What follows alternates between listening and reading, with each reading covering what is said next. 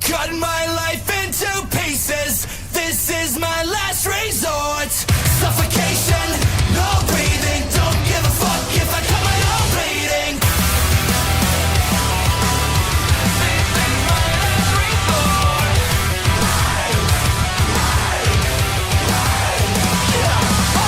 Cut my life into pieces.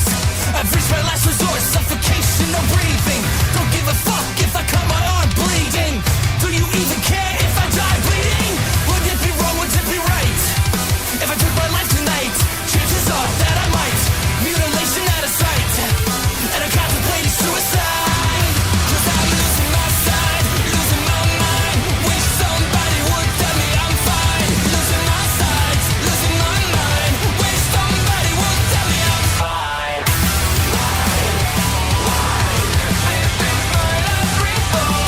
I never realized I was spread too thin, till it was too late and I was empty within. Hungry, feeding on chaos and living in sin. Downward spiral, where do I begin? It all started when I lost my mother. No love for myself and no love from another. Searching to find a lover on a higher level. Finding nothing but questions and devil. Cause I'm losing my sight, losing my mind. Wish somebody would tell me I'm fine. Losing my sight, losing my mind. Wish somebody would tell me I'm fine. Nothing's alright, nothing is fine. I'm running and I'm crying. I'm crying, I'm crying, I'm crying, I'm crying.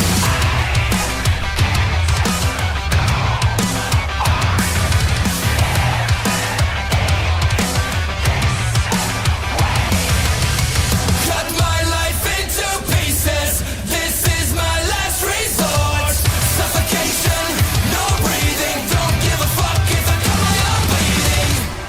Cause I'm losing my sight, losing my mind. Wish somebody would tell me I'm fine. Losing my sight, losing my mind. Wish somebody would tell me I'm fine. Nothing's alright, nothing is fine.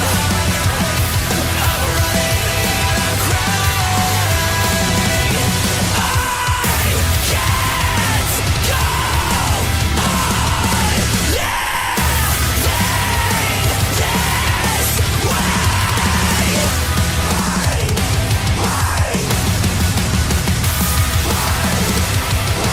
can't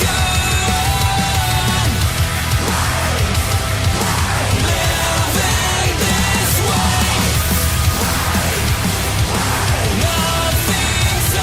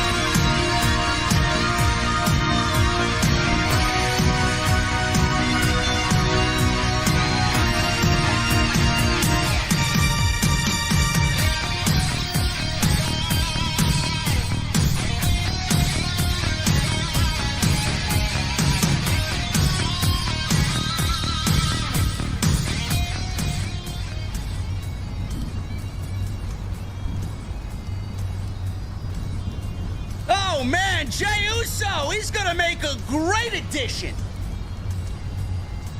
to AEW, man. He may show up at Wembley. Hey, Oos, how about a one-on-two interview with Jesse and myself in a couple of weeks. SmackDown tonight, man. I don't know, man. A very ho-hum, very middle-of-the-road show tonight. Jey Uso leaves WWE. Where's he going? I don't know. But it looks like the reports of WWE wanting Jimmy and Jey Uso to conclude at WrestleMania. There may be some truth to those reports. I don't know. Rey Mysterio. He wins the United States Championship. But I just saw him lose a United States Championship Invitational. What are we doing here, bro? Karrion Kross and AJ Styles. Edge returns post SummerSlam in Canada. What do they got him doing? And we got all your SmackDown coverage as usual right here tonight. I'm going to the beer garden.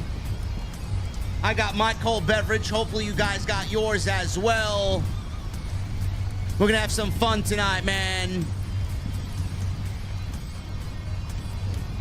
Yeah, we're gonna have some fun. We're gonna have some fun. Ladies and gentlemen, I got one question to ask each and every one of you on this Friday night. What the fuck are you guys drinking? I'll see you over there.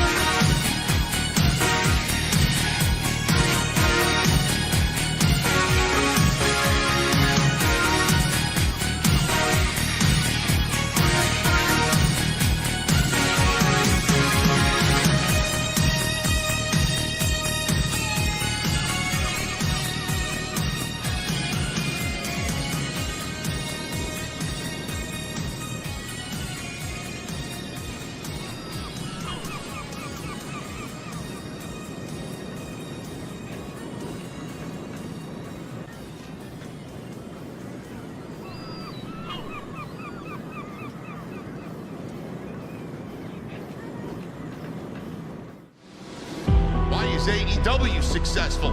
Why is Tony Khan running his promotion better than Vince McMahon and Bruce Pritchard are running Monday night and Friday night? Long-term booking.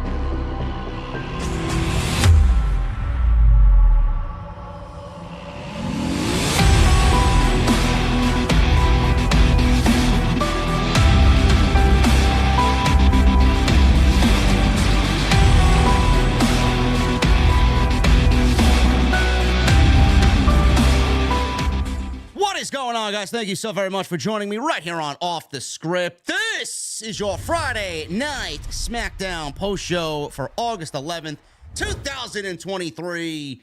I'm your host, JD from New York, as always, coming to you live from the OTS Beer Garden. Thank you guys so very much for joining me on your Friday nights, wherever you may be, man. Jey Uso is now All Elite. I'm only kidding. I'm only kidding, man. Everybody's going to look at that title and be like, oh, well, JD is clickbaiting. You better fucking believe I am. In a joking way, man. Give me a break. Jey Uso's not going anywhere. Jey Uso's not leaving WWE. Jey Uso's not joining AEW. He's not working for Tony Khan. He's not going to show up at Wembley. Jey Uso left the Bloodline. He left WWE. He's no longer on SmackDown. That's what the story has devolved into on this Friday night. I told you guys when we basically discussed this week, it's not about Jimmy doing it for Roman. Jimmy did it for Jimmy. Jimmy did it for his brother.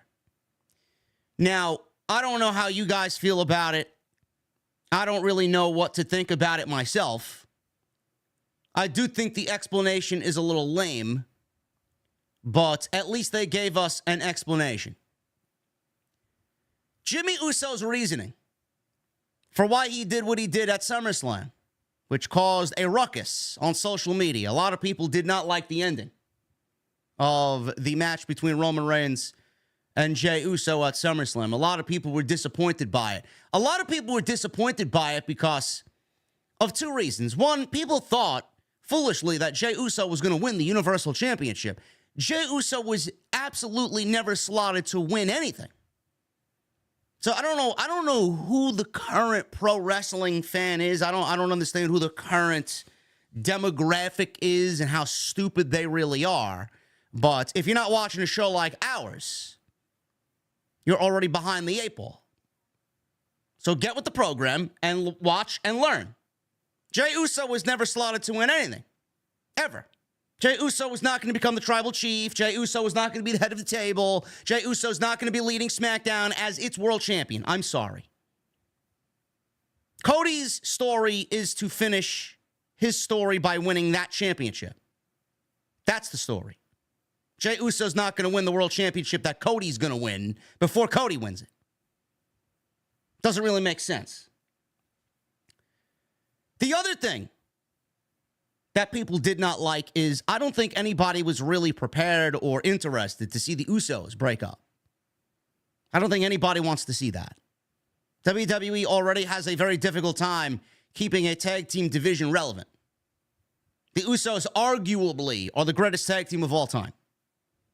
So to take them and break them up, I think a lot of people are looking at that as a stupid creative move.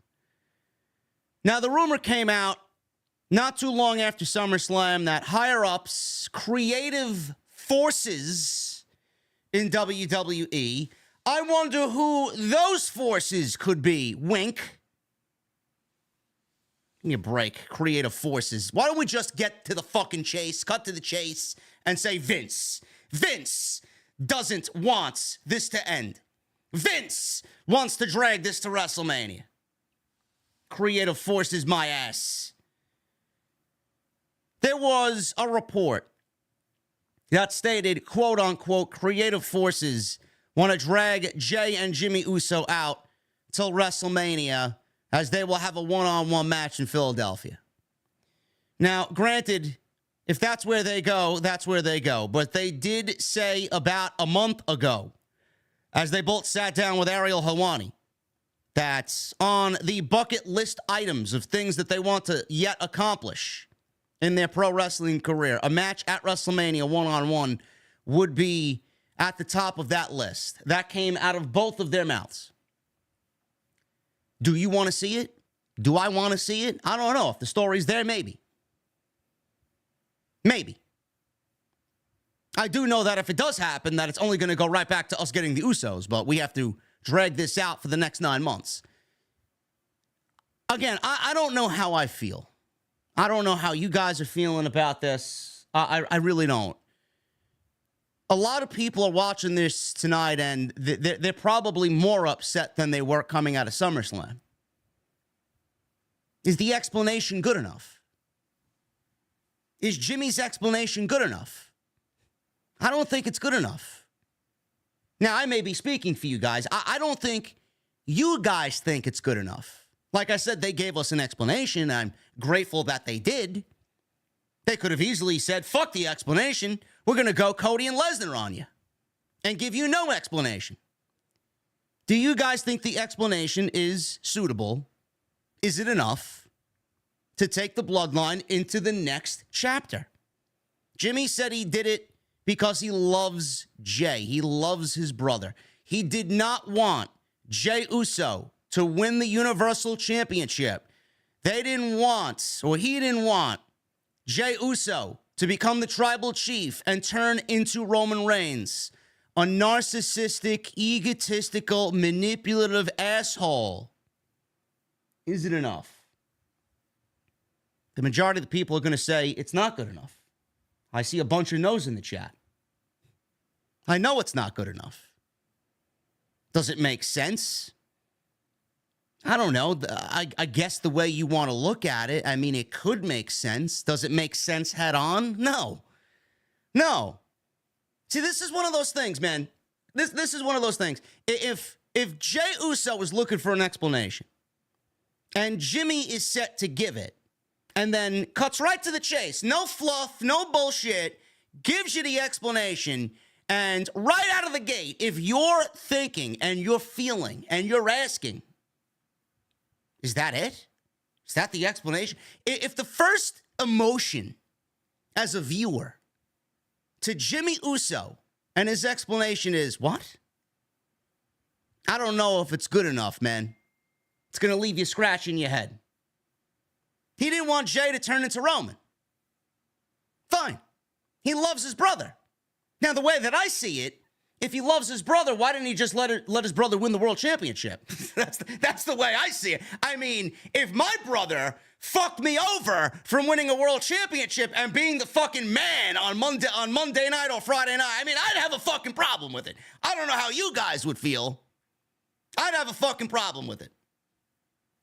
I don't know. He loves his brother. He doesn't want his brother to turn into Roman, but he loves his brother, so he's going to fuck him out of a world championship? He's going to fuck his brother out of beating Roman, where nobody has beaten him for the world championship in over 3 years. I mean, you should already know your brother to think that he wouldn't turn into Roman Reigns. See, that's the way my mind works. But I get it. I get it. They gave you an explanation. I'm grateful that they did. Does it make sense? I guess you can kind of weave it in a way where it does make sense. But is it enough? I don't think the fans are going to think it's enough. Now, the way that I think, I always got LTB on the mind. I always got long-term booking on the mind. If Jey is leaving WWE, per se, where's he going? Where's he going? He said, I'm out. I'm out of the Bloodline. I'm out of SmackDown, and I'm out of WWE. So that means he's not showing up on Monday. He's not showing up on Tuesday. He quit Friday. He's not in the family. He's going rogue. Where's he going? They're going to show Jimmy going back to the Bloodline. They're going to show Jey working the indies at some fucking bingo hall in front of 6 people. Impact. Impact, man. Jesse's going to call me up and say, bro, listen, Impact is great. Where's he going? So the reports probably are going to have some validity to them where Jey Uso and Jimmy Uso are probably on a crash course to WrestleMania. Some people were saying tonight that Jay's going to take the rest of the year off. Jay's going to sit out till the Royal Rumble. We don't really know. People are just making assumptions now. Maybe it's Team Jey versus Team Jimmy at War Games, Survivor Series. I have no idea. But like I said before, my brain starts to work in long-term booking. Where does the Bloodline go if it's merely Roman, Solo, and Jimmy? Does Jimmy now get a shot at Roman? Do we go Jimmy versus Roman for the Universal Championship? Do we go Jimmy versus Solo? I mean, I don't know where we go, and none of these options are really all that interesting to me. So it seems like if you're taking Jey out of the Bloodline and off of SmackDown and off of WWE television completely, seems like 50% of the Bloodline story is going bye-bye with him. Roman has no other challengers lined up for himself. WWE has not done anything outside the Bloodline to set Roman up for his next defense. What do we do? What do we do? That's what I'm concerned with. What is next? clearly something is next. We don't know what it is. We don't have a clear direction on what it is and where it's going. And people are starting to get pissed off. Because at least you could have, you know, a route here and a route there and a fucking route going this way. You got a couple of different avenues that you could go in. Now we got zero. That's what I'm concerned with. Where do we go? Does Roman replace Jimmy and Jey Uso in the Bloodline? Does Jimmy go back to the Bloodline? If Jimmy goes back to the Bloodline, he's going to basically be presented as a bitch. We don't want Jimmy to be presented as a bitch. That means he'd be a pussy going back to Roman and basically succumbing to Roman. He'd basically be a cock. Nobody wants Jimmy to be a cock. Why would you do that? I don't know. WWE's got a lot of questions they gotta unravel here as we get into Payback. Clearly, Payback is being main evented by something.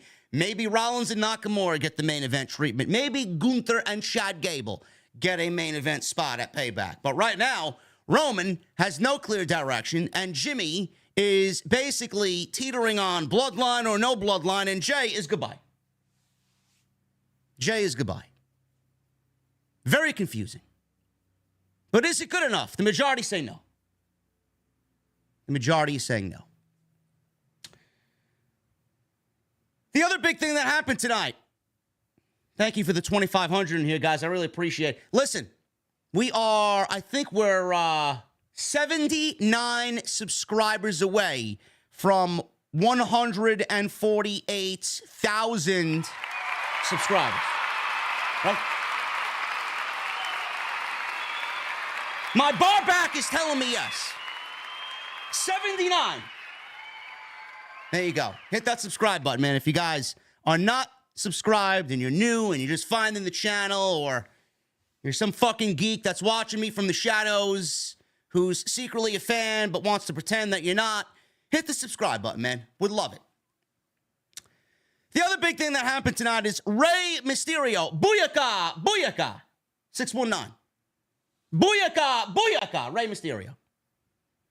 Rey Mysterio won the United States Championship from Austin Theory tonight, the charisma vacuum known as Austin Theory.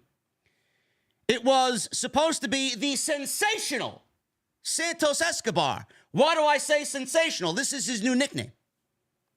Vince McMahon working from his hospital bed to give everybody a fucking nickname. The sensational Santos Escobar. Big Bronson Reed. I'm going to need people to start coming up with a fucking nickname for me, man. What goes with JD? Huh? What goes with JD? Jagged JD. What goes with J? I don't know. The sensational Santos Escobar. I don't know. The joyful JD from New York. Huh? The jittery JD from NY because I drink so much coffee. I don't know. Somebody come up with a cool nickname, man. We'll change the Twitter profile. Maybe Elon would take my check mark away again because I changed my @ Jobber JD. I like King JD, but that doesn't go with J. I don't know. Jacked JD. How about jacked, huh? I think I like jacked. Anyway. Rey Mysterio, man. He won the United States Championship tonight. You know, I love when WWE wastes my time. You know, they gave us a United States Championship Invitational, and we wasted 3 weeks. I knew my guy, Dr. Evil Genius, was going to like that one, man. Jacked JD, man. Yeah, I like that one. 3 weeks wasted with a United States Championship Invitational. We got the loser of the tournament in Rey Mysterio winning the United States Championship tonight because they played an angle where Austin Theory was so scared of the sensational Santos Escobar that he attacked him earlier in the show. He did get clearance. he was still not ready to go. And then Rey Mysterio opted to take his place at Santos' request. That's what we got. Rey Mysterio wins the United States Championship. Austin Theory certainly needed to lose that title, but was it the right choice? Was it the right choice? I don't know. I'm a little torn on that, man. I got a lot of questions with Rey Mysterio winning the United States Championship. First of all, I don't like my time wasted. It was 3 weeks with the United States Championship open, and Rey Mysterio, a loser, won the tournament anyway by winning the championship. That's what I got out of this tonight. A loser who loses the tournament wins the tournament anyway by winning the championship. Not really my level of creative. Now, is Santos hurt? Is Santos hurt? I didn't hear anything about Santos Escobar being injured. If he's legitimately injured, then this makes sense. Is Santos Escobar going heel? Is Legado del Fantasma going to end the LWO? I don't know. I don't know what's going on. If it's neither of these things, then I have a problem. I have a problem. Because that should have been Santos' moment. Now, there is one thing that I'd like to kind of pivot to, because this was also something I was thinking about tonight as to why they did what they did. It doesn't really bode well for Austin Theory, but again, I wouldn't have taken that moment away from Santos Escobar. If Santos Escobar is not hurt and they're not planning to turn Santos heel and take the LWO and kill it, I don't know why they didn't give that moment to Santos tonight, because the crowd definitely warranted a title change and would have popped for Santos Escobar winning the United States Championship. The crowd in Calgary was hot. That should have been Santos' moment if it was able to be Santos' moment. Now, I don't like giving WWE the benefit of the doubt. I don't. I never give them the benefit of the doubt. I don't trust them at all. Maybe this is WWE honestly having Santos Escobar's best interests in their heart. And what I mean by that is maybe they're waiting. Maybe they want to do something a little bit more special. Maybe this is also at the request of Rey Mysterio. Maybe they didn't want Santos to beat Austin Theory because beating Austin Theory doesn't really mean much of anything, and he's already beaten Austin Theory clean. Maybe WWE wants to set up Rey Mysterio, doing Santos proud, doing the LWO proud. Maybe Rey wants the United States Championship to put it on the line, to give Santos Escobar the first shot at it the way he deserves, to put over Santos at the pay-per-view. And then we get a new champion right then and there. Maybe Rey wants to do it instead of WWE putting Santos in a match with Austin Theory, who right now is as cold as a fucking iceberg. Maybe. I don't know if that's the case or not. If Santos goes heel, I'd like it, because I think Santos right now, his stock is very high. The LWO stock is very high. I think a heel turn on Rey Mysterio would do him wonders. We all know where that's eventually going to go. Santos and Legado were heels in NXT, and great heels, mind you. So if they want to do that, I have no problem with it. But there's got to be a reason why they did the injury angle tonight and then gave Rey Mysterio the match with Austin Theory to have Rey Mysterio become the new United States champion.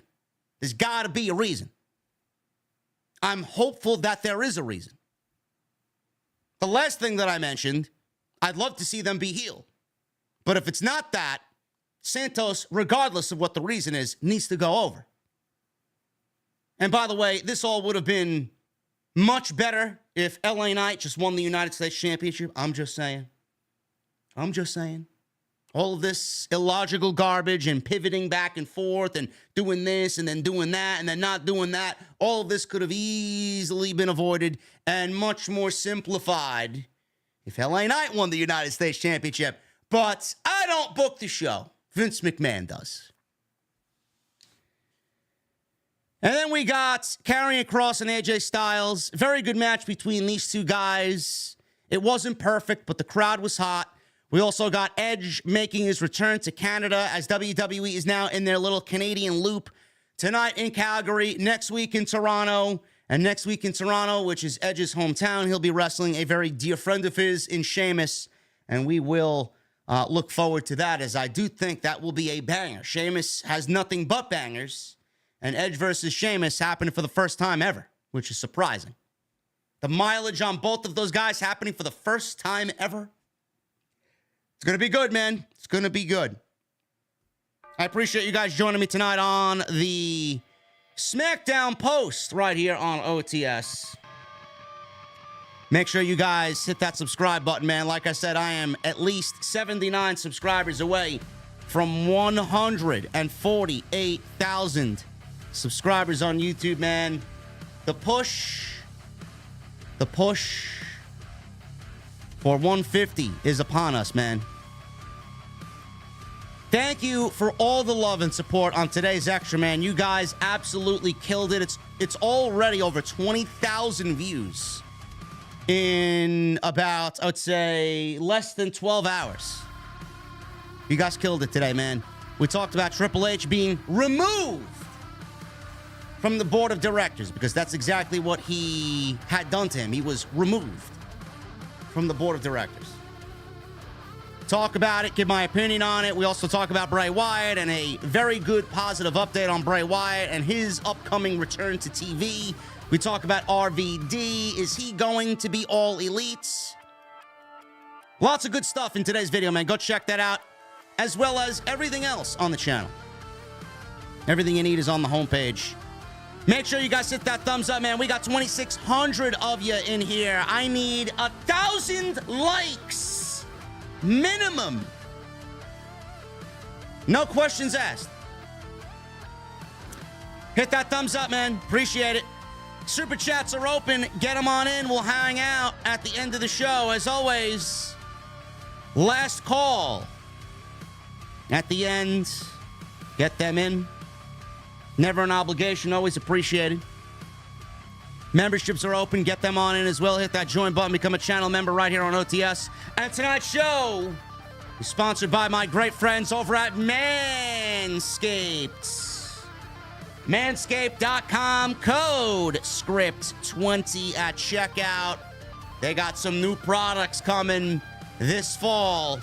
We'll talk about it a little bit later, man. My guys over at Manscaped are sponsoring the show. Manscaped.com. Code SCRIPT20. 20% off. And free shipping. As always, Manscaped sponsoring the show tonight. Let's get into the start of the show tonight, man. SmackDown started off with Charlotte Flair. Charlotte Flair. The android Charlotte Flair.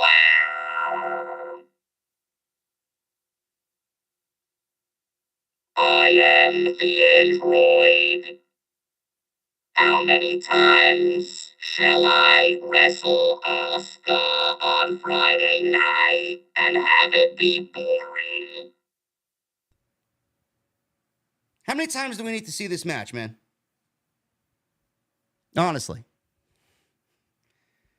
What happened in this match that you're going to remember tomorrow when you wake up, man? Oh, man, I missed a great match with Charlotte and Asuka, right? Where's the rest of the women's division, Vince? That's what I want to know. Charlotte made her entrance. As soon as I heard that theme music go off, I went back into the kitchen. I made myself a cup of coffee, put the remaining dishes in my sink in the dishwasher, started the dishwasher, waited.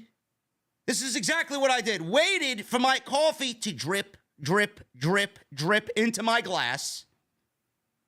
Waited till it was finished. My coffee machine went off. Beep, beep, beep, beep, beep. I'm like, yes, hot coffee.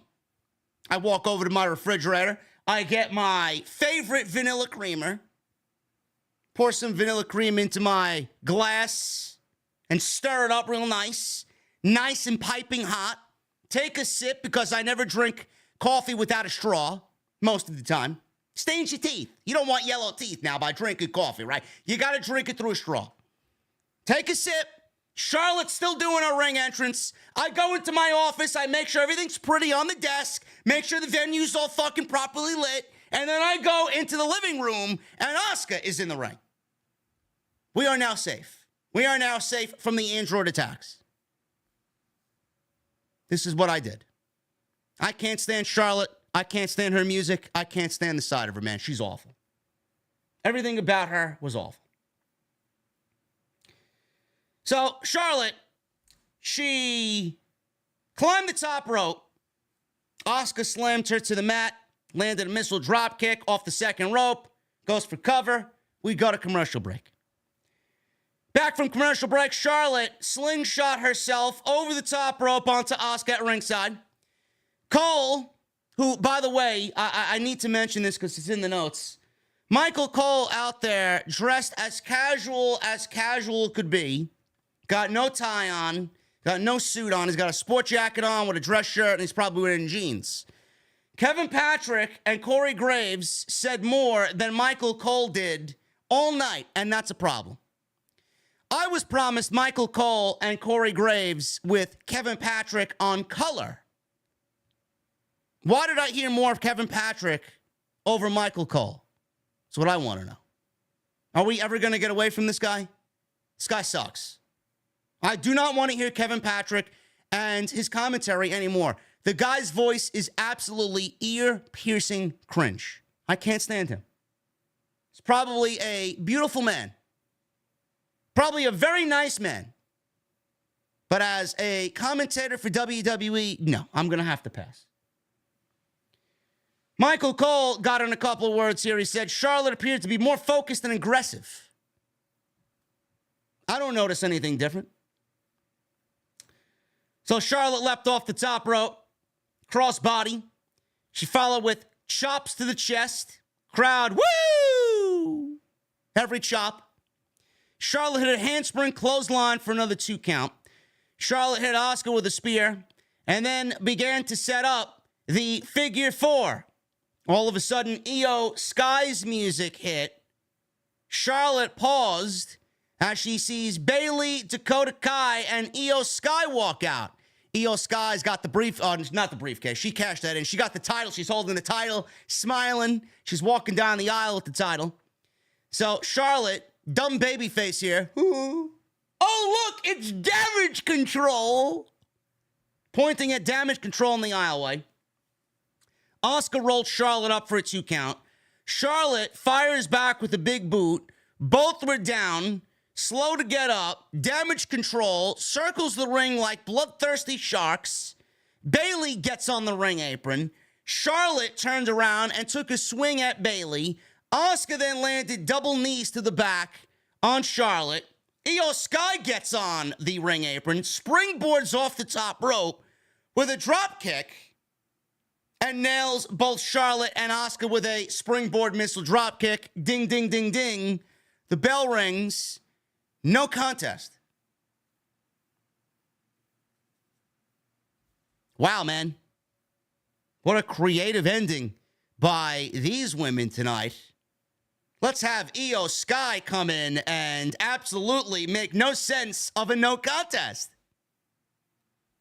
I don't really understand that. What is the point? What is the point?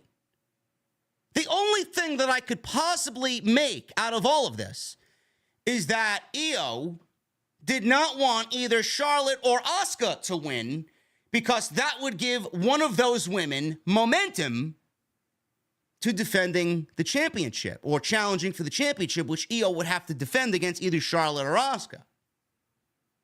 So we've already established that Io is going to be a chicken shit heel. Is that what I'm getting at here? Io caused a no contest because she didn't want to wrestle either Charlotte or Asuka. That is not who Io Shirai is. I don't know why we need to start doing that now. Honestly. Doesn't make sense. Doesn't make sense whatsoever. So now, if that's the case, and they cause a no contest, now we're probably headed towards another triple threat match. Because Charlotte and Asuka did not get a victory and were screwed out of one because of Io. Where are we going? I don't want to see another triple threat match. Io should be a dominant champion. If she's going to remain champion, she should have a good reign, competitive reign.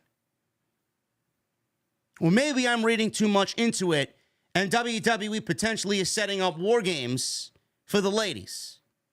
Maybe. I don't know. Maybe we get war games.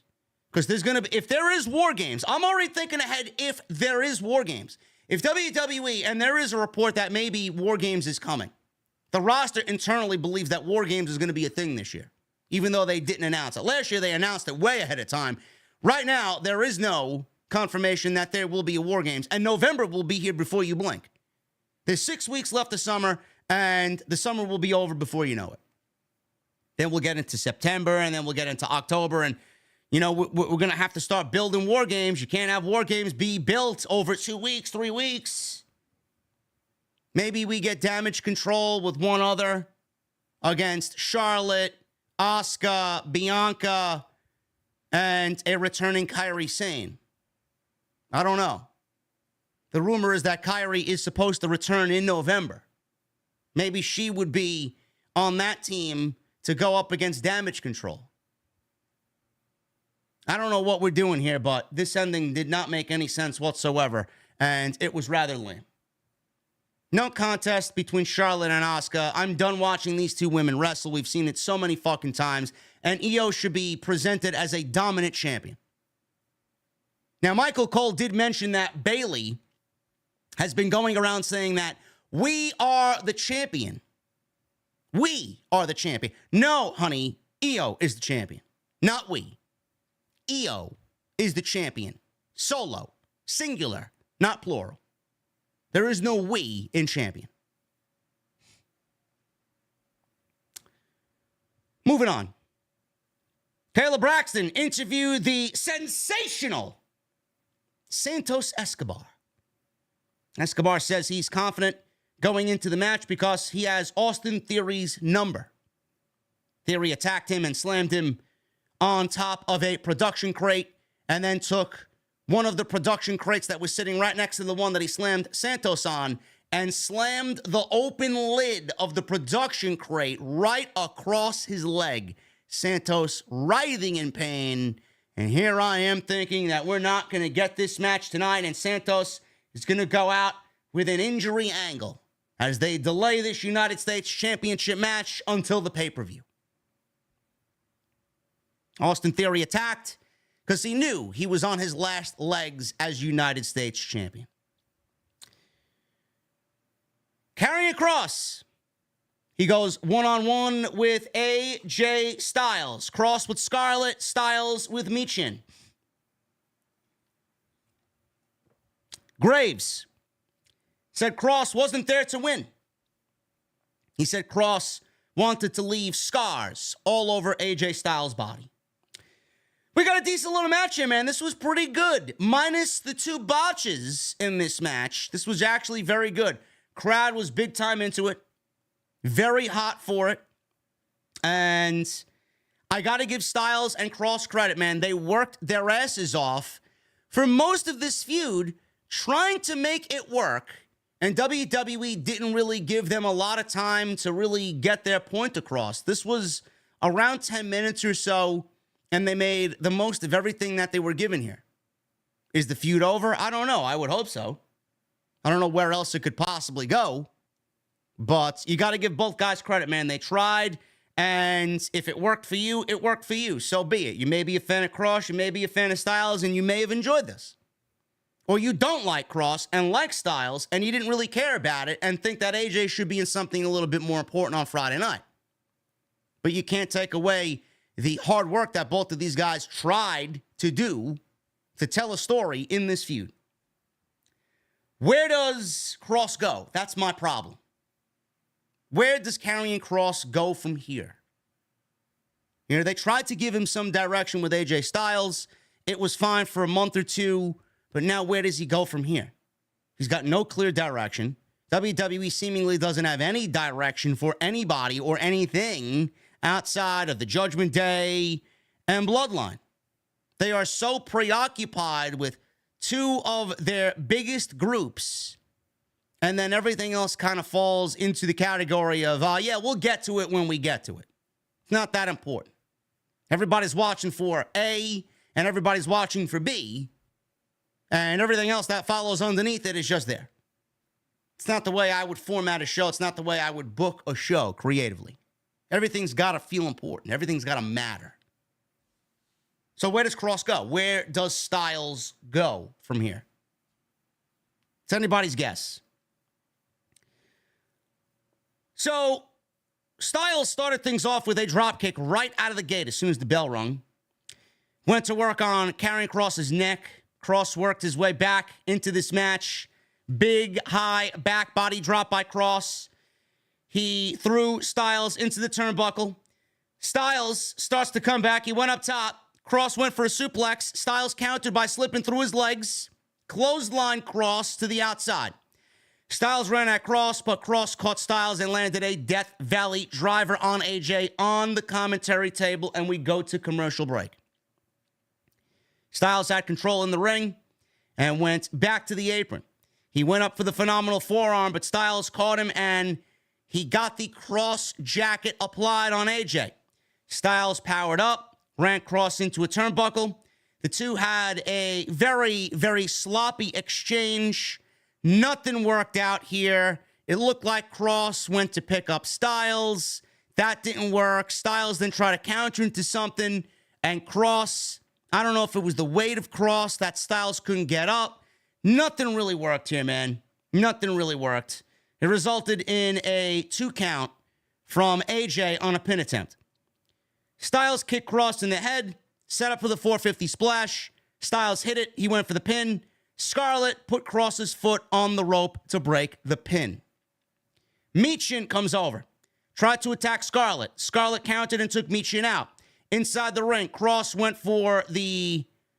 I don't know if he went for his new move. I don't know what he's calling it. Or if he went for the Kross jacket. I don't remember. Styles ducked it. He may have went for the elbow. He may have went for that big roaring elbow. Styles ducked it. Went for a Styles clash.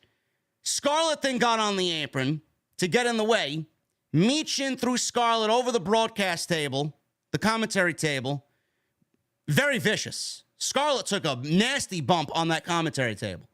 Back in the ring, Styles landed the Styles clash and got the 1-2-3 on Karrion Kross. Very good stuff, minus the little hiccup in the middle of the match. Outside that, very physical, very fun match. These guys bumped their ass off. Kross's wife took a nasty bump on the outside, which was a nice visual in itself. Crowd was big time into it. They popped big for AJ getting the clash on Kross. And that was it, 1, 2, 3. Again, where do they go? I don't know. I don't know where they go. But this was a decent match, decent TV match, hot crowd. And I hope that WWE's got something for both of these guys to really sink their teeth into. Not holding my breath on that at all, though. Kathy Kelly. She was backstage saying she wasn't sure if the sensational Santos Escobar would make the match later. Rey Mysterio appeared and said Escobar would be in the match later tonight. From there, we go back into the ring, and Edge makes his way out into the arena. Edge wasn't even advertised to be here. We got nothing in regards to Edge being on SmackDown tonight, yet he's here. Edge said he saw that Calgary was on the docket the week before Toronto, and it had been way too long since Calgary saw Edge. Great. I have no problem seeing Edge at all. Celebrating 25 years in WWE, man. Next week. 25-year anniversary next week in Toronto. Said it's crazy, but he's never faced Sheamus one-on-one, and he wants to wrestle him next week. That's amazing, man. Edge has been in WWE for 25 years. Sheamus has been in WWE for how long? Gotta be at least 20 years. Gotta. And they've never wrestled each other ever. That's amazing. I find that very difficult to believe. He said, Sheamus is the guy who lit a fire under his ass to get him thinking he could wrestle again after 9 years of retirement due to triple neck fusion surgery. Talked about doing a physical challenge with Sheamus, and it made him think he could wrestle again. He said he called Sheamus as he was preparing for his return. He said he invited Sheamus to his house to test whether he was ready to return or not. He said after working out in the ring with Sheamus, he realized he was ready to go. He said he needs an answer from Sheamus, so he called him out to the ring. Sheamus came out with Butch and Ridge Holland. Sheamus welcomed Edge back to WWE on SmackDown and spoke in a brief Canadian accent. He asked the fans if they want to see him wrestle Sheamus. So we got a clip aired on the Titantron of the Celtic Warrior workout Brave Change video, where Edge wiped out on a dirt bike, and he landed pretty viciously. Edge was bloodied. He was bruised in this clip. I remember seeing this back from 2019. Edge took issue with Sheamus showing his pale ass where the bruise was. Sheamus says, listen, fella, they've seen more of you than that over the last 25 years in this ring. Edge then showed a photo of them posing on bikes, but Sheamus was on a kid's bike. Looked like a little girly bike, while Edge was standing up like a man. Sheamus says he trusted Edge not to show that and yelled for them to take the photo down. Sheamus says he wanted to get serious.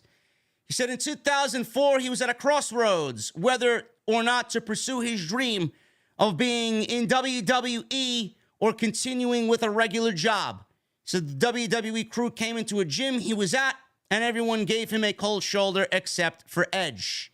He said if not for Edge, he wouldn't be standing in the ring today. Edge said he appreciated that, but then asked for his answer. Sheamus looked around as fans were chanting, yes, yes, yes. Sheamus asked the crowd to let him know. He then told Edge he has a deal. They shook hands. Sheamus pulled Edge in and said, just hope you did not make a mistake. Match is made. Match is made for next week, man. Sheamus versus Edge, 25 years. If it's a one and done deal, I don't mind it. If it's the start of something, great. I'm sold. I don't give a shit what Edge is doing. I don't. Because we don't have Edge that much longer. Edge is going to be gone before you know it. So the longer we have Edge, the more grateful we should be. Because he's one of my favorite ever. Hall of Famer, one of the greatest to ever do it. He's fucking great. He's had a renaissance for the last 3 years. He's done some great work over the last 3 years. And on top of that, in the ring with Sheamus, Sheamus doesn't have a bad match. Sheamus is one of the most consistent WWE performers that there ever has been. You know, when he says banger after banger after banger after banger, it's not just a fucking quote and something cool to say because it's Sheamus. He means it. And it reflects in his body of work. I'm looking forward to it. So like I said, if it's a one-off, great. They wanted something meaningful. Edge wanted something meaningful in Toronto for 25 years. He owes a lot to Sheamus. What we got tonight was Edge, Adam Copeland shooting from the hip. This is legit. What he said tonight in regards to Sheamus is legit. I do believe that what happened in 2019 lit a fire under Edge to come back when a lot of people said that he shouldn't. And Sheamus has been a huge influence and a direct impact on Edge coming back to WWE, getting him in shape, and being around him made Edge better. I do believe everything that they said. So, yes, it does make for a very genuine story, which I can't sit here and really go against. It's going to be great. So something to look forward to next week on Friday Night SmackDown, man. Good stuff there. LA Knight He goes one-on-one with Bottom Dollar, Dollar Tree, Dollar General,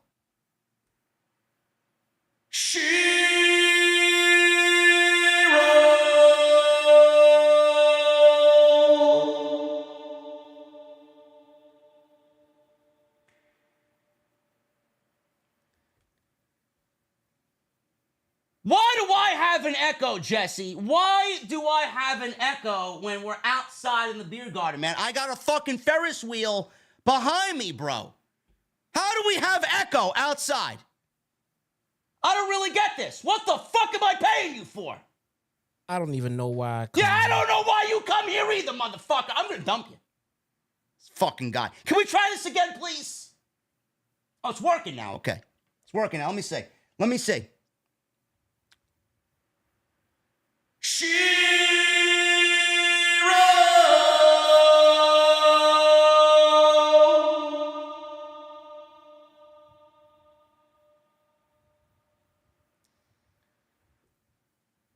I don't know, man.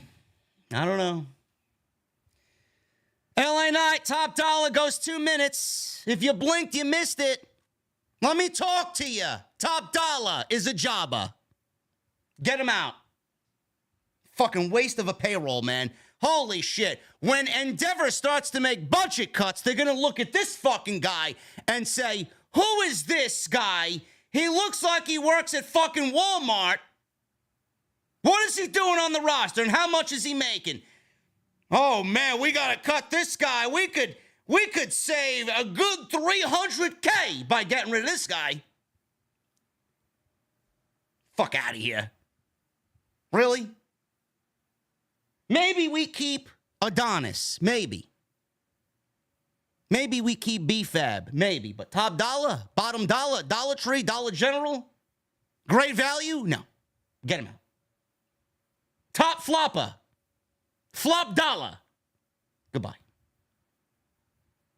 Get this guy out of the chat. What is this guy's name? Authun. Get out of the chat, bro. Goodbye, man. Corny. You're fucking corny, bro. Get out. Goodbye. We'll do it again. We'll do it again. A thun. You're fucking corny, motherfucker. Get out.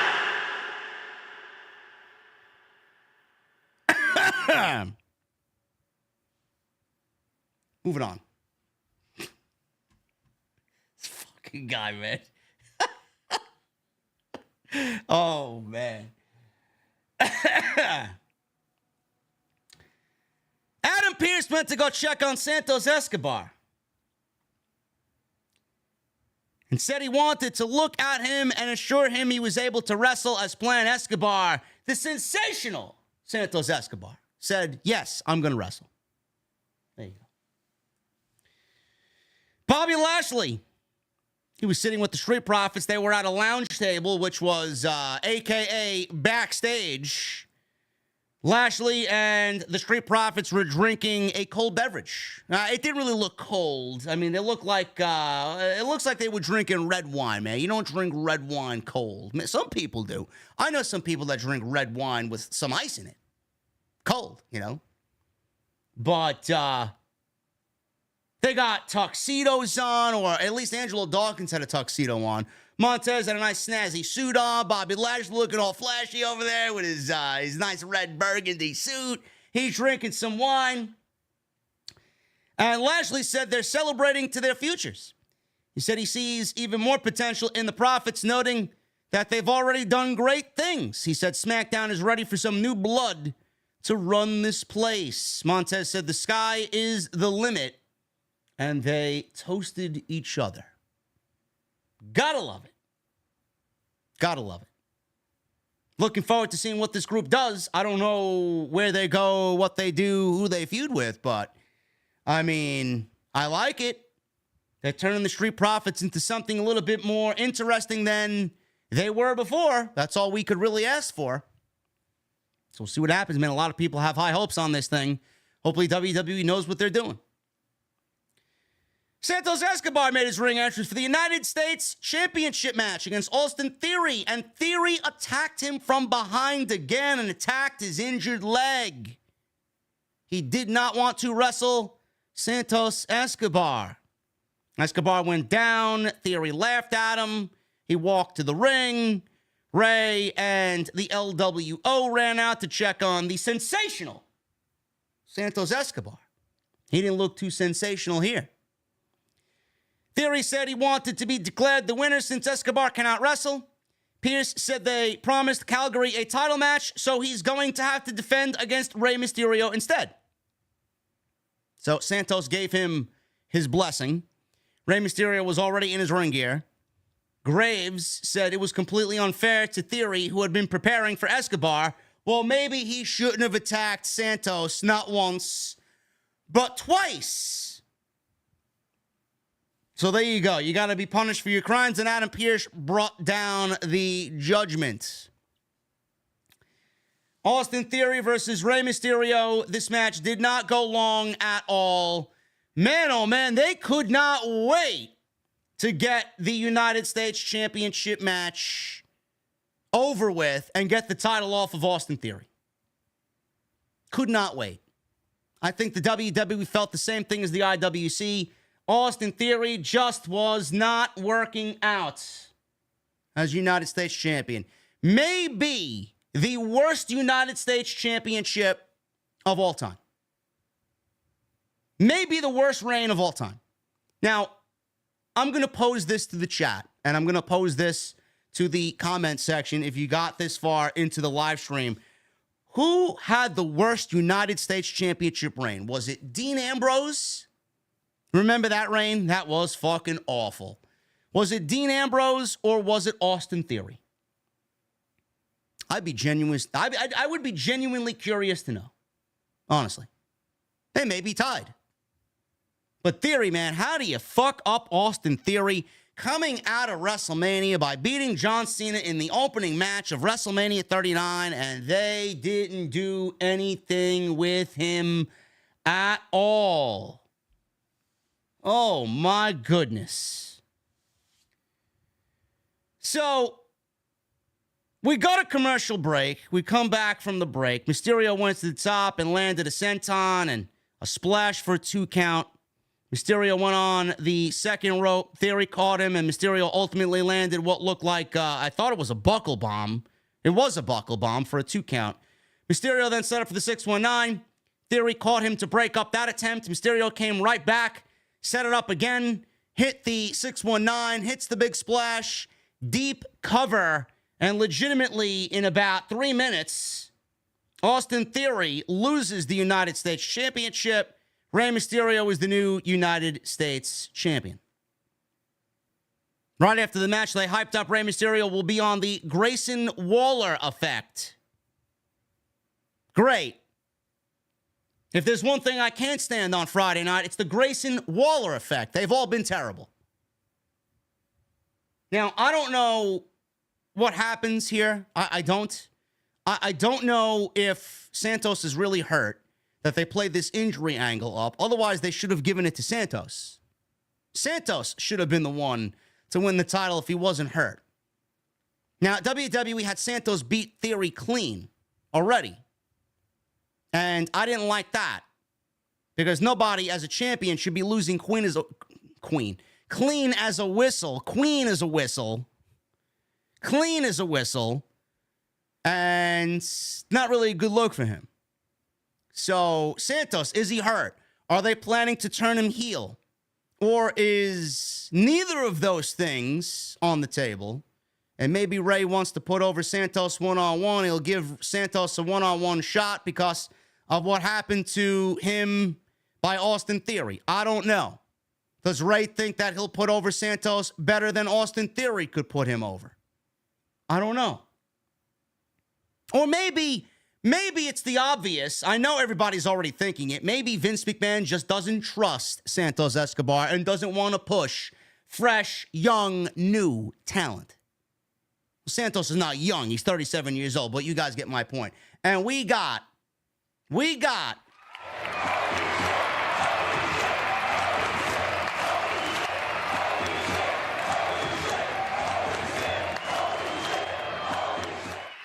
a $100 super chat by Jason motherfucking Barker.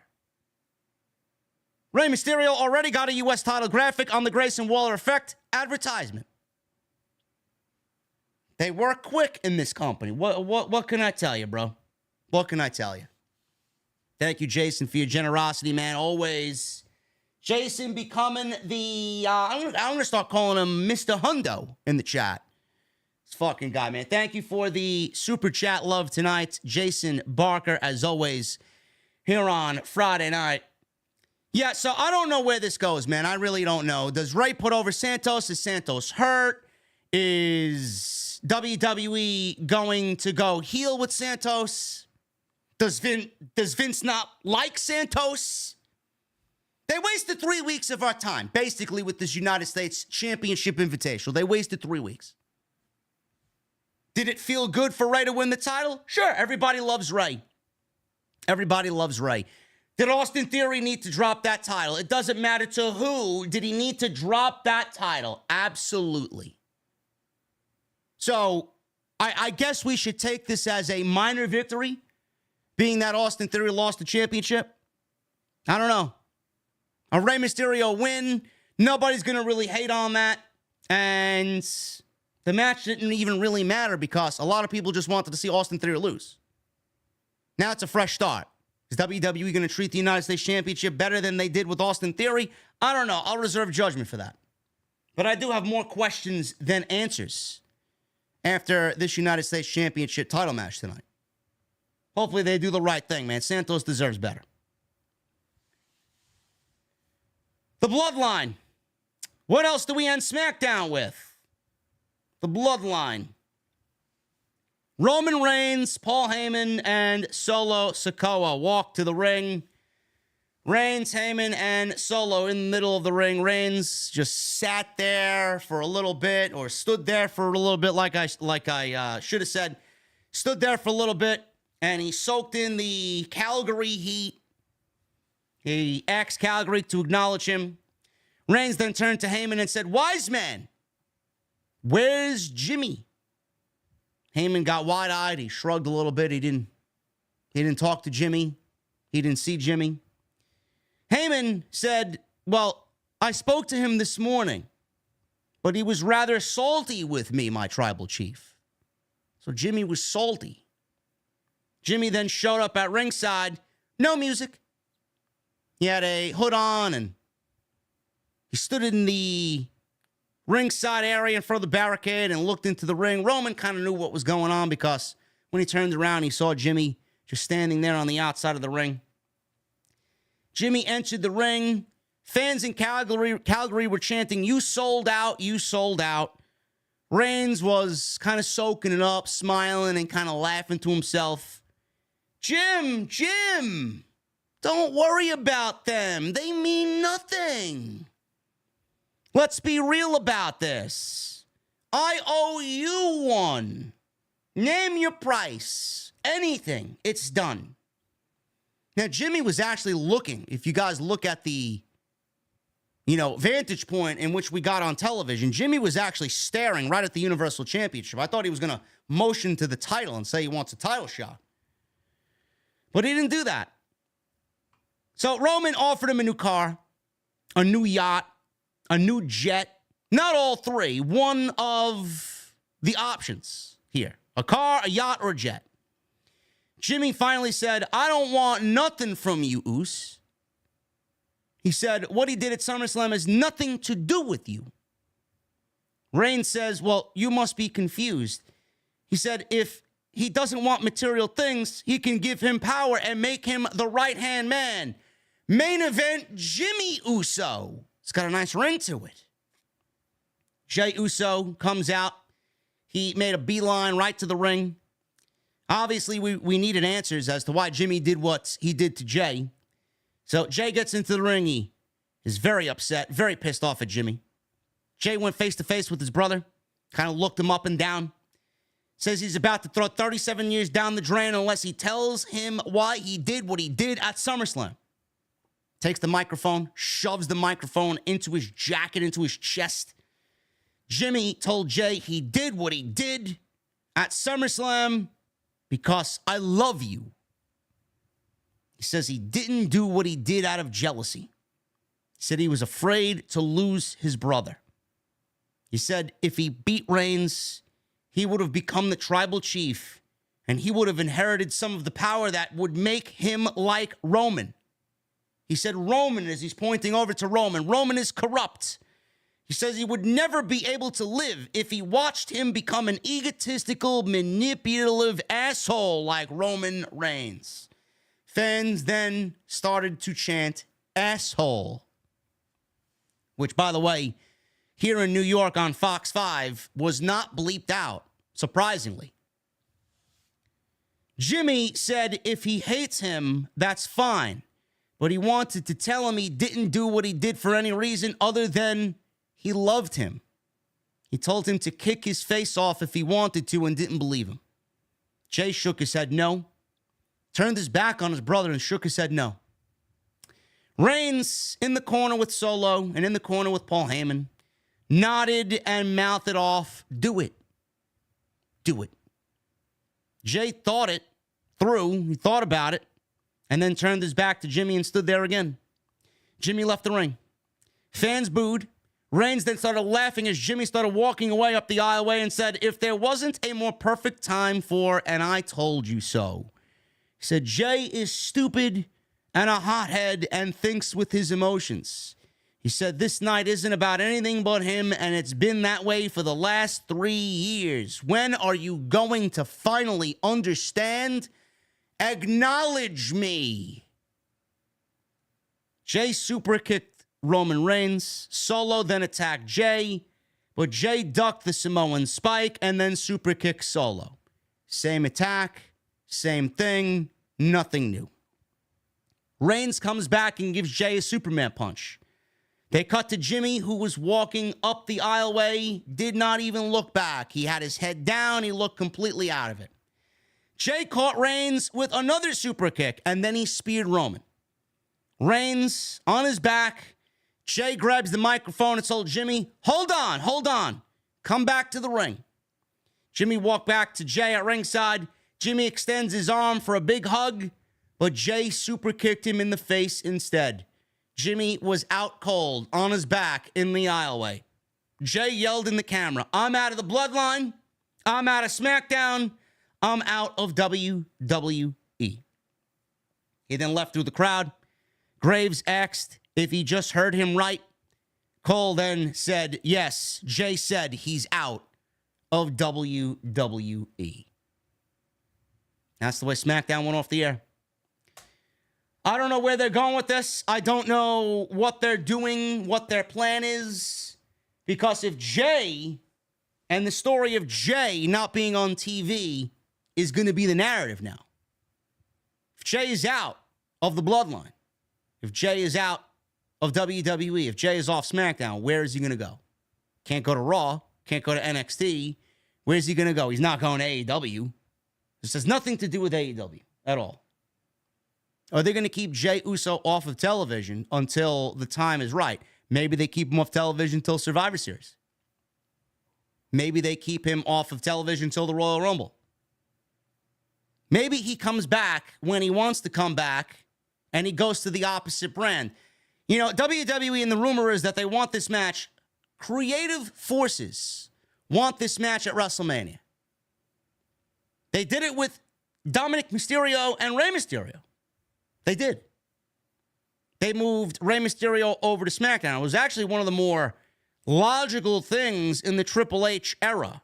They moved Rey Mysterio over to SmackDown via a trade. They traded Rey Mysterio to SmackDown for Baron Corbin, who went to Monday Night Raw, just to separate him from his son.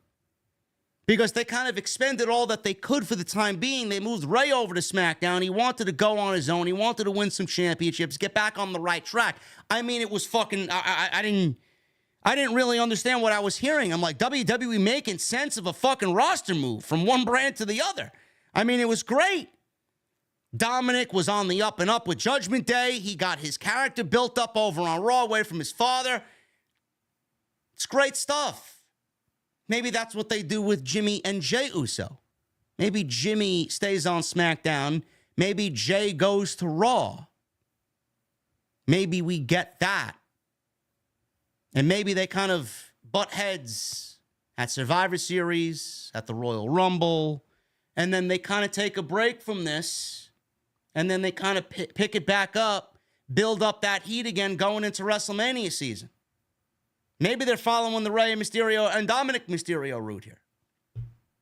They got to do something. Because if Jey Uso and Jimmy Uso are going to be on Splitsville, and they're going to be on the same show, and we got all this time, it is going to be very difficult for WWE to manufacture a story over the course of 9 months to get us to Jimmy and Jey Uso at WrestleMania. Now, Roman more than likely is wrestling Cody Rhodes at WrestleMania. That's the story. I think that's where the direction is. So if Roman is going to end up going to WrestleMania, why can't Jimmy and Jey Uso go to WrestleMania? I get that narrative. I understand that point. But do you trust WWE to tell a proper story that makes sense, that guides you over the next 9 months, that keeps your interest over the next 9 months? On one hand, I want to say no, but, you know, the powers that be here, you got Michael Hayes, and you got Paul Heyman, and you got Triple H, maybe some input from Vince McMahon. You know, I think a majority of this storyline is being spearheaded by what Roman really wants and what Paul Heyman really wants. I do think that even though we joke that Vince McMahon's in charge and Triple H has a little say, you know, I think a lot of this is kind of spearheaded by Paul Heyman and Roman Reigns. I think they are the drivers of this Bloodline minivan. I think this is where it's going because of where they want it to go. So if they are going to want this at WrestleMania, you know, normally I don't trust WWE, but I can't sit here and tell you I don't trust Paul Heyman. Those words would never come out of my mouth. I don't trust Paul Heyman. Paul Heyman's one of the most brilliant minds in the business.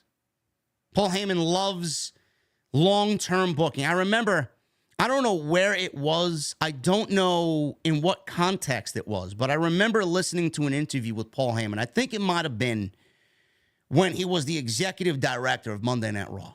And he was talking about how he likes to book storylines. He said the best thing that we could do is make sure that there's an endpoint and book backwards. Book backwards. Make sure that you have a fucking end goal in mind and then bring yourself up into that endpoint. WWE most of the time does not have an endpoint. They don't. But if they have an endpoint and they know that they want to get Jey and Jimmy Uso at WrestleMania, then they more than likely know where they want this to go and how they want it to go. So I'm not going to sit here and tell you I don't trust Paul Heyman because I absolutely do. Now, are fans going to be interested? That's a big question. How is WWE going to maintain the bloodline over the course of 9 months? How are they going to keep this hot? If Jey is going away and Jimmy is going to remain, where does Jimmy go? Does Jimmy go back to the bloodline? We can't have Jimmy go back to the bloodline, otherwise he's going to look weak. Jimmy's going to be a bitch. Can't have Jimmy be a bitch. He doesn't want to be anywhere near Roman. He doesn't want to be with Roman. He doesn't want to serve Roman. Is Jimmy going to go on and be solo Jimmy Uso? Where does the bloodline go next in general? Who does Roman have lined up as potential challengers for his championship? I don't know. I am very lost. I'm very confused. I'm very worried that WWE may be losing steam with this. I do. But I'm going to give it the benefit of the doubt. Now, my prediction was, I don't think Jey's going to be out all that long. You know, Jey could say, yeah, I'm off of SmackDown. I'm out of WWE. I'm not in the bloodline, blah, blah, blah. I think Jey will be back. I think Jey versus Jimmy versus Solo versus Roman at Survivor Series sounds like a very logical idea. Bloodline all challenging for the Universal Championship. Because now if Jey's gone and Jimmy is going to be all by himself, Solo is going to realize that his brothers are now defunct and he may have a problem with Roman Reigns. Does the story go shift to Solo? I don't know. I don't know where this any of this is going. I don't. Does Roman bring in outside family? Do we see Rikishi get involved? His sons having this fucking inner turmoil, this inner tension? Does Rikishi get back involved? I don't know. Does Roman bring in a new family?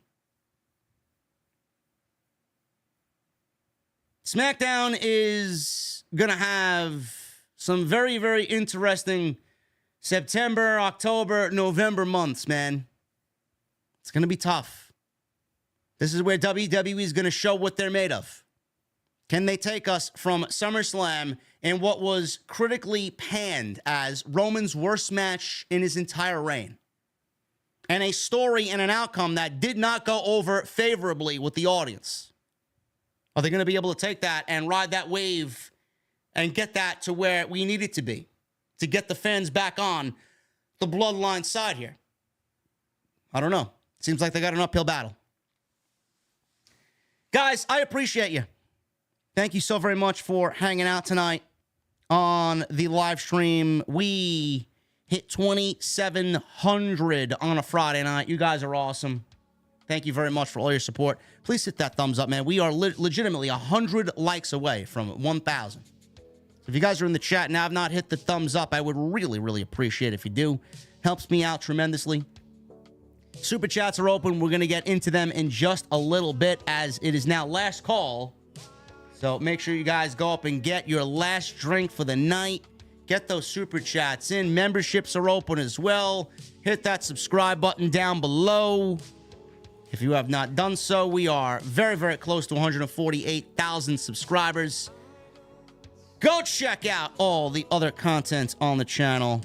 On the homepage, there's plenty of it, including today's really, really good extra. Go and check that out. Talk about Triple H being removed from the WWE Board of Directors. And tonight's show is sponsored by my great friends over at Manscaped. Gotta love some Manscaped, bro. Today we're here with a sponsor for your bouncing bundle of joy. No, we're not talking about a baby. We're talking about your baby makers. That's right. Today's show is brought to you by Manscaped. But just like babies, your delicate little guys have sensitive skin and deserve products that are not only skin safe, but made with safe ingredients. That's where Manscaped's Platinum Package comes in. From razors to shower care, this package goes above and beyond. It is the gold standard for your body hair. So treat your beautiful boys to the world's finest toys at manscaped.com and use my unique code SCRIPT20 for 20% off plus free shipping. What's in the Manscaped Platinum Package 4.0, man? Well, in this package, you'll find the Lawnmower 4.0. You're going to find the Weed Whacker ear and nose hair trimmer, the Ultra Premium Body Wash, the Ultra Premium 2-in-1 shampoo and conditioner, the Ultra Premium deodorant, Crop Preserver, and Crop Reviver. Also, anti-chafing boxers and the Shed travel bag to hold all your goods while traveling. Sounds fucking great, man. Sounds great. The body wash, by the way, and the body buffer are my favorite, man. I swear to God, man, I use it every day. I love it. It feels so good. It smells so good, man. The Platinum Package 4.0 covers all bases from head to toe. You name it, it's got you covered, man. Get 20% off free shipping. Code SCRIPT20 at manscaped.com. 20% off and free shipping. Use the Platinum Package because the gold standard is no longer good enough. There you go. Let's get into these super chats, guys. Let's hang out. Oh, my goodness, man. Oh, my goodness. I got to stop Andy James. I got to stop Andy James, man. I just put on Tombstone by Andy James. We need...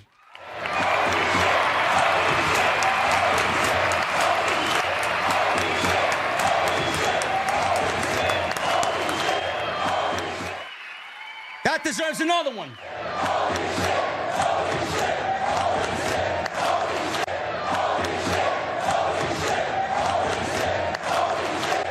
Oh, my goodness. Sith Negan, my guy, Daryl, with a $500 super chat. Oh, my goodness, brother. What is going on? Been a while, but here's an OTS Sith Negan bomb to celebrate my 5-year anniversary as a $100 per month Patreon member. As for an official nickname, the Undisputed Truth JD, or number one, JD sounds fitting to me. Because who else does a YouTube wrestling podcast any better? End of the line. Hashtag enemy designed. This fucking guy, man.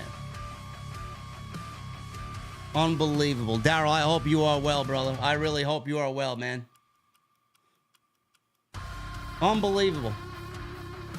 You guys, man, sometimes you guys blow me away to a point where you leave me speechless, man. Unbelievable.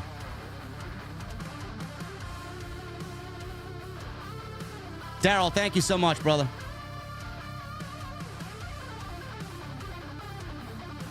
Joseph Taylor with a $2 super chat. Matt Olson, 40 home runs, MVP. All in. Will be amazing.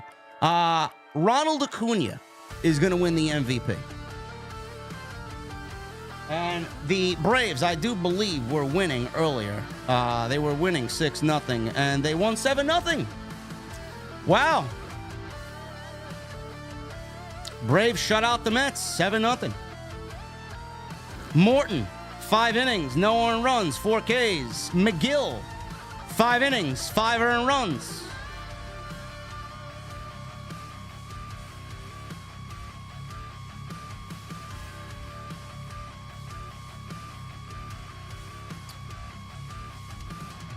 Everybody in the chat, everybody in the chat, man, throw up your whiskey glass emojis for my guy Sith Negan, Daryl, man. Everybody throw up those whiskey emojis, man.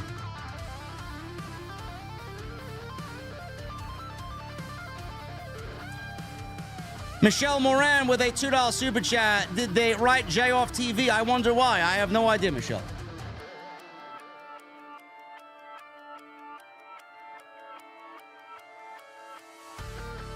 Braves and Orioles in the World Series. I don't know why people are telling me the Orioles are going to the World Series, man. I would be more afraid of the Astros or the Rangers, to be quite honest with you.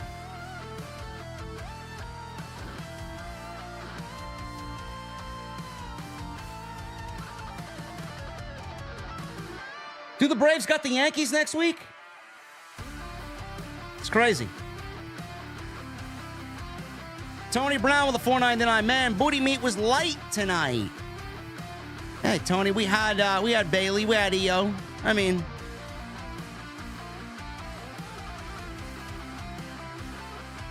it was some. Justin with the 12 months. Thank you, brother. 1 full year as VIP in the greatest venue ever. Is it me? Or did Michael Cole look angry to be in a 3-man booth? Also, Braves won 7-0 over the Mets. Thank you, Justin. I didn't know. I didn't see Michael Cole angry, but I wish I heard less of Kevin Patrick for sure.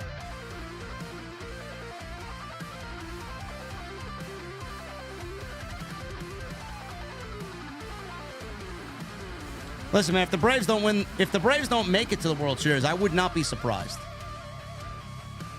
Built for a season, but when it comes to the most important games of the year, they struggle to find a way to win.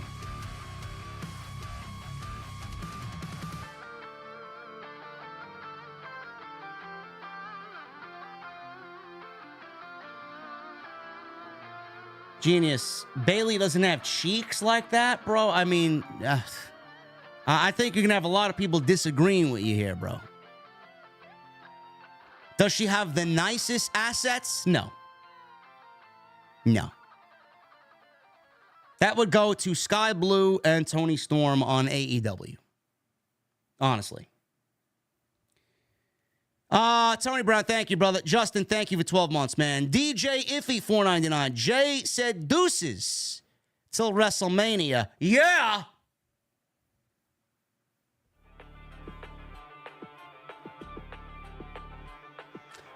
I see my guy Kevin Castle. I cannot deny Kev when he says Lola Vice. Bro,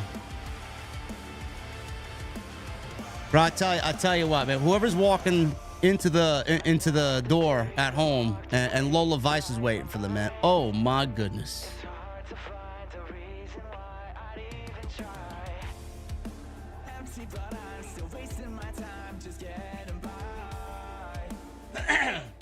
And Nikita too. Can't forget Nikita Lyons, man.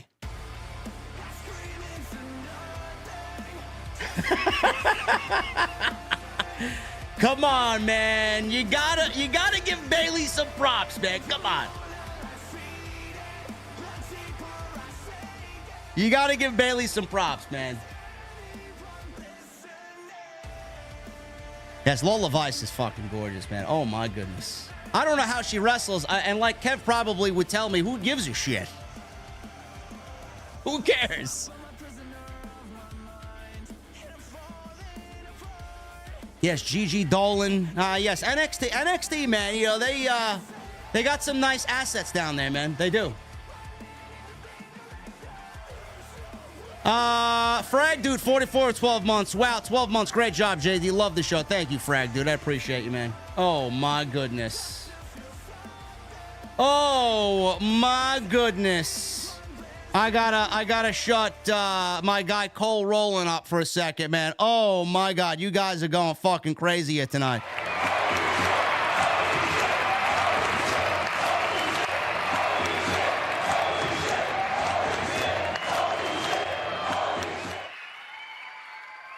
We got another $100 bomb by Furious Nation. What's up, JD? It's been quite a while, but glad to be back on OTS once again. Jimmy is going to be interesting, and I actually agree with you that they should have followed the Rey and Dominic route and trade Jey to Raw. Also excited for this Wednesday. It's my 27th birthday. Nation, thank you so much for your generosity, brother. Happy early birthday, and I'm sure we will remember on Wednesday, man. You got to be in the venue to celebrate with us, man, on Wednesday. Thank you so much, man. You guys are unbelievable tonight. Seriously, you guys are kicking ass tonight, man. Thank you. I love Nikita Lyons, man. She's so fucking great. You know, she's definitely in my top 3 down on NXT. You know, I love Tiffany Stratton, Nikita Lyons, Roxanne. I love all those girls, man. They're so good. They got the ceiling is so high for them. So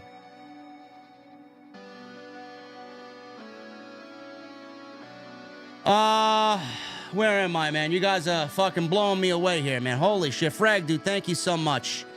Sean Ray J. I think this leads to Jimmy trying to convince Solo. So we get Jimmy versus Solo at Payback. Jimmy versus Roman at Fastlane. Maybe Jey does the same to Jimmy at Fastlane, and we get a fatal 4-way at Survivor Series. I don't know, man. You may be right. Maybe Jimmy tries to convince Solo. I don't know. We will see.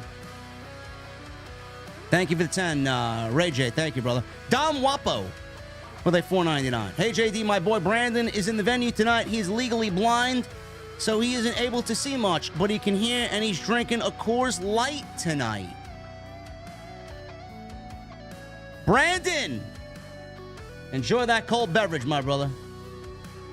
We got to get you drinking something else but a Coors Light, though. I'm very disappointed in that. But as long as it's cold, we can work on changing the drink at another time, man. Enjoy it.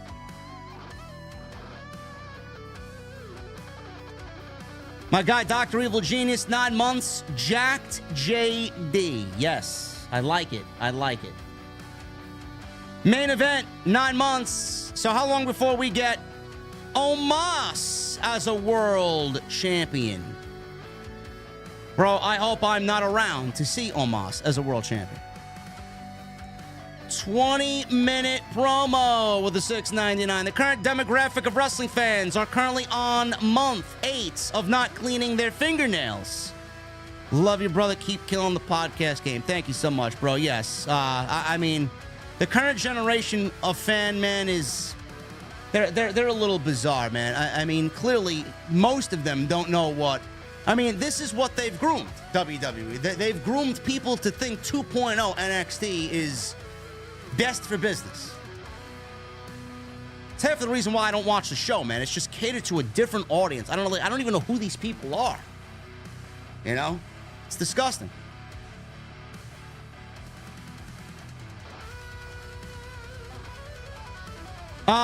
Joey Clemenza with 20 months. How's this? The Mike General, JD. No. The Mike General? I don't know, man. Nathan Rush, new member. Nathan, what the fuck are you drinking in the beer garden tonight, brother? Thank you for the new membership. AJT, 5 months. I love the work you do, jacked. JD, OTS for life, man. I'm not jacked yet, man. I'm getting there. Hopefully I get there. Eddie Brash, 279. The Mike General JD. Thank you, Eddie. 20-minute promo. 699. Jay is on his way to Impact right now. Ultimate revenge on Jimmy. Trinity is eating a super kick.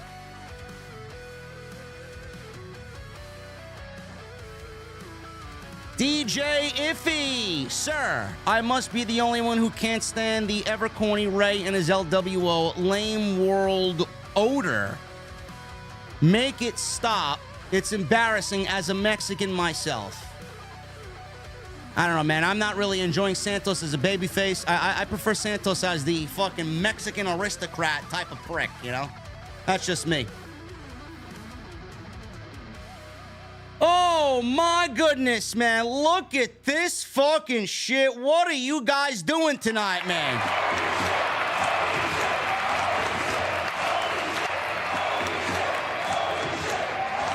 What is going on here, man? Will Chisholm with a $100 super chat. JD, I was hoping AEW would get Mercedes Moné. With the way they act, I'd rather see her stay in Stardom or New Japan, because what's stopping them from being jealous of Mercedes? She's the best women's wrestler in the world. Too many problems with clicks in AEW. She may be what that locker room needs, Will. Honestly. I don't think she'd allow any of that to happen. Honestly. But yeah, man, I'd like to see her at least wrestle, you know, a Jamie Hayter or a Sheeta or Tony Storm or something like that. So we have to see what happens there. But I do have a feeling that she will end up in AEW. You guys are crazy, man. Absolutely crazy. I don't know what the fuck's going on tonight.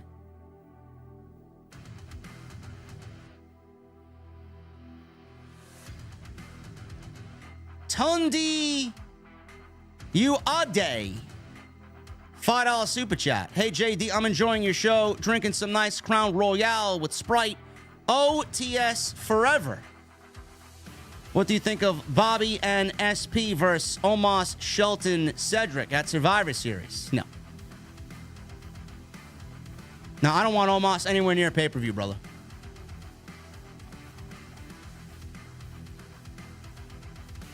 Robert Hall with a 29 months. Texas Chainsaw Death Match Wednesday. Jarrett versus Hardy. What the fuck is that? Please tell me that's not legit.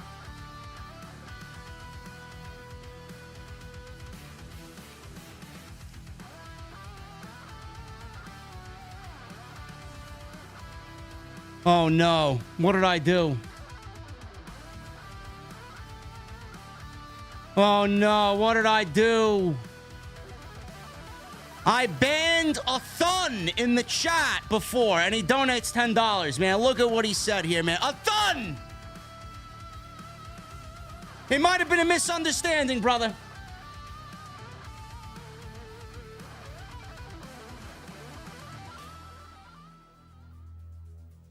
Somebody find a thun.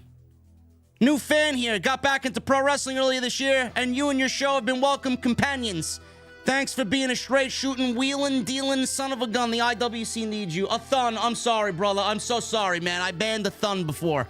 Look at these nice words a Thun had to say about me, man. He called me corny before.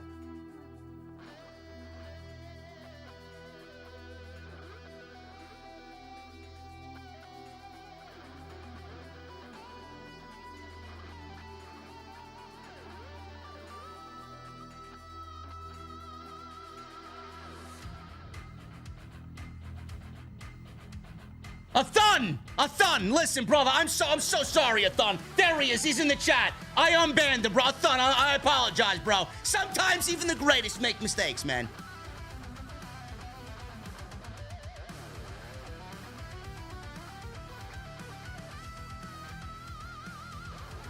Maybe he meant Jim Cornette. All right. Sorry, listen, brother. I'm sorry for the misunderstanding, man. You gotta understand, man, we're always on high alert in here, man. I got how many fucking mods in here, man? There's so many trolls. We got a Thun back on our side, guys. A Thun is back in the chat.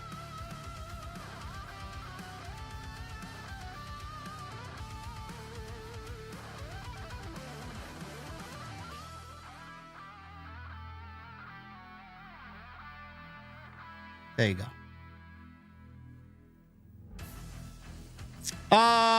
Corey Williams with the 12 months. I'm cool with Jimmy Uso versus Jey Uso at WrestleMania 40. I think if the story permits, I think everybody will be cool.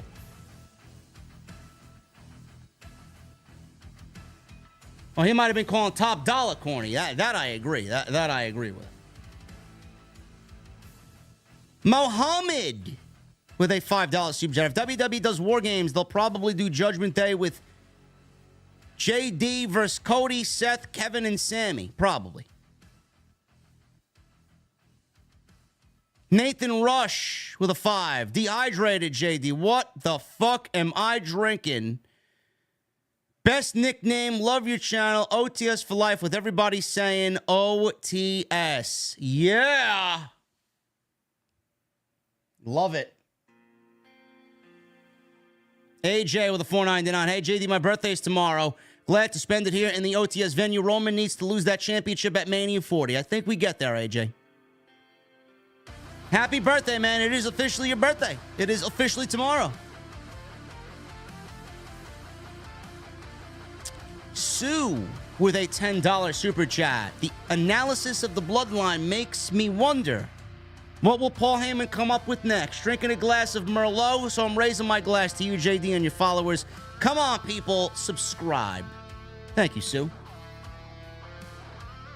Hey, someone buy a Thun a cold beverage, bro. Whatever he wants. Top shelf.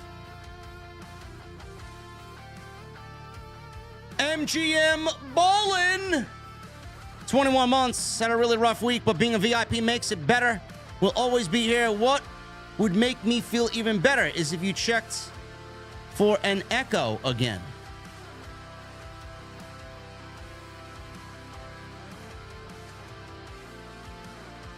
Testing. Jesse's tacos are dry as fuck. Testing.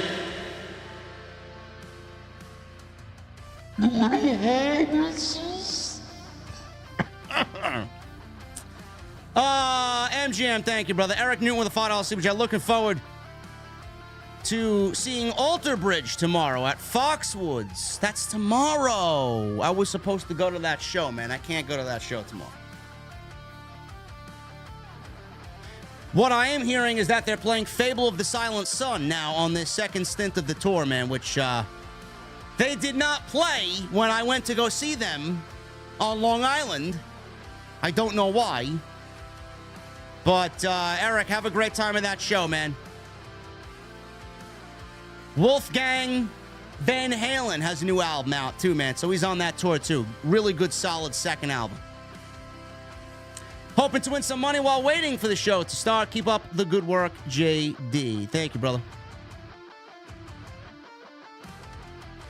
Tommy, $5 super chat. You're awesome, JD. The different voices and sounds make this even more enjoyable of a show. Enjoy your week. And thank you, Tommy. Jason, thank you again, brother, for the $100 super chat. William Appleton becomes a new member. William, what the fuck are you drinking to celebrate your new membership, man? Hollywood Eric with a 5. Thanks, JD, for the Echo shout out. My favorite server, Jesse, needs to fix that Echo or he's dumped. I don't know why he comes here. You're a legend, JD. Thank you, Hollywood Eric. Will Chisholm with a $5 super chat. The only thing I can think of with Rey winning the United States title is your theory of Santos' slow heel turn on Rey for that U.S. title. Shout out to my guy Daryl again, man, with his unbelievable generosity. And he started a trend tonight because you guys are fucking killing it, man. Been a while. It is an OTS Sith Negan bomb to celebrate 5 years as a Patreon member at $100 a month. Daryl, thank you so much, brother. Unbelievable. Johnny with a 5. JD, you the best. Thank you, Johnny. Will Chisholm with a 1. Thank you, brother. Devin with a 5. JD, love you, brother. Can you shout out my brother Neil for his birthday and tell him to drink a real beer and not a Keystone Light? Neil, what the fuck is your problem, Neil? Keystone Light, dude? Oh my God, can I get an order of piss, please?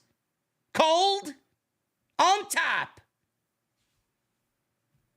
Does anybody in this chat drink Keystone Light? Swear to God, Neil, if you have another Keystone Light, there's going to be a fucking problem. I mean, it's 98% water and maybe 2% beer. Give me a break. Thank you, Neil, and thank you, Devin. We may have to fix that. Furious Nation, thank you, brother, for the $100 super chat. I appreciate you always, man. Gig Worker 1099 with the $2 super chat. Megastar JD. Yeah. I don't know if that's going to work, brother. The yeah movement with NY, JD, and LA Knight. LOL. Jason with another $5 super chat. It's me. I threw 100 and got everyone in a good mood. Yeah, you were the trendsetter, brother. You were the trendsetter. Absolutely. Lucky Geo with a $4.99. Do you think the brand split should end? I think the roster split is too limited. I also kind of hope Roman loses the title before Mania to Cody. W Stream. Roman's not losing that title before Mania, man.